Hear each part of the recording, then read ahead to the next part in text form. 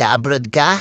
Alam mo, kapag mag-abroad ka, dapat buo at malakas ang loob mo. Dahil kung hindi rin dang buo at malakas ang loob mo, huwag mo nang ipagpatuloy pa. Kapag nang ibang bansa ka, dapat kaya mong lahat dahil marami kang kalaban doon sa pupuntahan mo. Nariyan ang lungkot dahil mapapalayo ka sa pamilya mo. Isa yan sa pinakamalakas na kalaban na pwedeng umatake sa'yo. Nariyan din ang takot.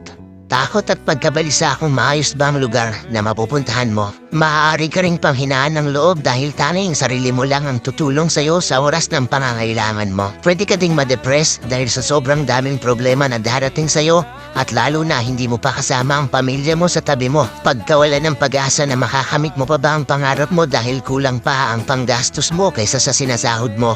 At marami pang iba. Ilan lang yan sa maaari mong maranasan kapag nang ibang bansa ka. Pero dapat kapag nag-abroad ka, kaya mong magtiis at magsakripisyo para sa pangarap